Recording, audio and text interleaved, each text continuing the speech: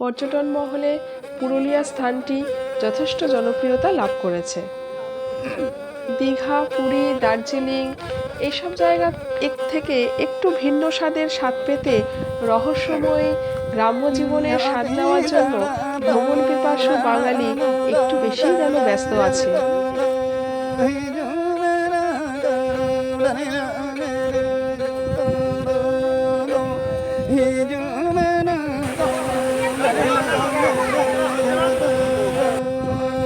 পুরুলিয়ার এই পুরো জার্নিটা আমরা একদিনে কমপ্লিট করতে পারবো না, তার জন্য কম করে 3 দিন আমাদের সময় হাতে দিতে হবে।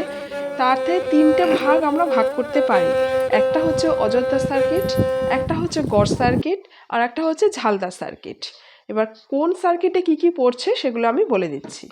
তুই লাল পাহাড়ের দেশে যা, রাঙা মাটির দেশে যা, ইতাক তুঝে মানাইছে না রে, এক্কেবারে মানাইছে না রে।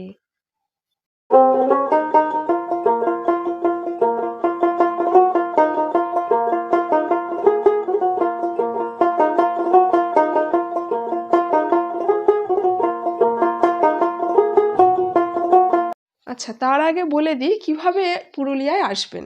হাওড়া থেকে তো বিভিন্ন রকম ট্রেন আছে, চক্রধরপুর এক্সপ্রেস আছে, রূপসী বাংলা আছে, যে কোনো ট্রেনে করে পুরুলিয়ায় আসতে পারেন।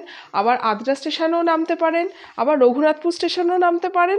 এরকম অনেকগুলো স্টেশনই আছে। তবে পুরুলিয়া থেকে যদি আসতে চান তাহলে পুরুলিয়া স্টেশনে নেমেই বিভিন্ন রকম পাশেই অনেক রকম হোটেল, লজ, যুব আবাস বা ভারত সেবা আশ্রম অনেক কিছুই আছে। এই যে স্টেশনের সামনেই রয়েছে এরকম টোটোকে বললেই হবে যে স্টেশনের পাশে যে ভারত সেবা আশ্রম সেইখানে যাব। তো আমরা এই যে যথারীতি চলে এসেছি ভারত সেবা আশ্রমে।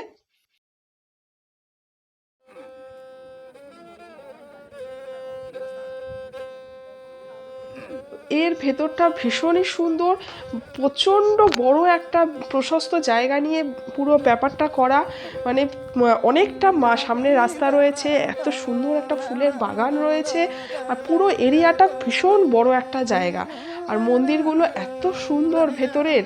আমরা যখন গেছিলাম তখন আরতি চলছিল, আরতি হচ্ছিল, পুজো হচ্ছিল। তো এই হচ্ছে ভেতরের রুমগুলো ভীষণ মানে খুবই ভালো, মানে নর্মাল মতে খুবই ভালো, খুব একটা যে হাইফাই তাই না, দামটাও তো কম দেখতে হবে তাই না, 500 টাকা করে ভাড়া নিচ্ছে। তো নর্মালি যেরকম হয় তার মধ্যে থেকে যথেষ্ট ভালো। তো কারেন্টের সুব্যবস্থা রয়েছে, এদিকে আয়না রয়েছে। আর এই হচ্ছে বাথরুমে টাইলস বসানো, ওয়াল টাইলস, মেঝে টাইলস, সব টাইলস বসানো, প্যান রয়েছে, পটি শাওয়ার রয়েছে, হ্যান্ড শাওয়ার না এমনি শাওয়ার রয়েছে, জল কল সব কিছু সুবন্দোবস্ত রয়েছে। এখানে জামা কাপড় দেওয়ার জন্য একটা হ্যাঙ্গারও রয়েছে, বালতি মগ সমস্ত নিয়ে খুব পরিষ্কার পরিচ্ছন্ন টিপটাপ একদম। এখান থেকে সকালে খাওয়া দাওয়া করে ব্রেকফাস্টটা সেরে বেরিয়ে পড়তে হবে। প্রথমেই যেটা পুরুলিয়ার সবচেয়ে বড় একটা দর্শনীয় জিনিস সেটা হলো এস পয়েন্ট।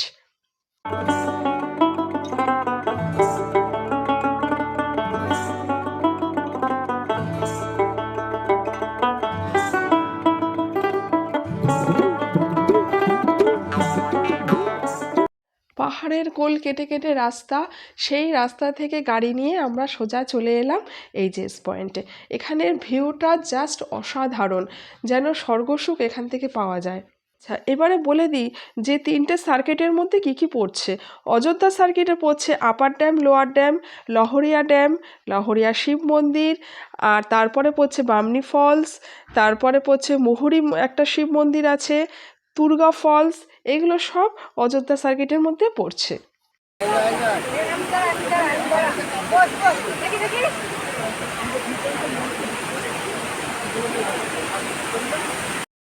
আর গড় সার্কিটের মধ্যে পড়ছে বরন্তী লেক, পাঞ্চেত ড্যাম, পাঞ্চেত পাহাড়, আর জয়চণ্ডী পাহাড়, আর গড় পঞ্চকট মন্দির।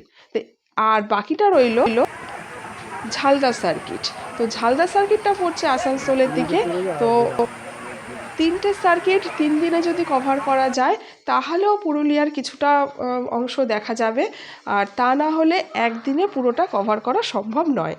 আর এই অযোধ্যা সার্কিটের মধ্যে কিন্তু সীতাকুণ্ড আছে, আর অবশ্যই যেটা যাবেন এই যে চরিদা মুখোশ গ্রাম, এইটা ভীষণ সুন্দর একটা জায়গা, পুরুলিয়ার একটা নিখুঁত হস্তশিল্পের একটা জায়গা। এটা মিস করা মানে অনেকটাই মিস করে ফেলা, যেটা আমরা ঘুরে দেখে বুঝতে পারলাম। শিল্পীদের নিখুঁত হাতের নিদর্শন আপনার মন কাড়বেই।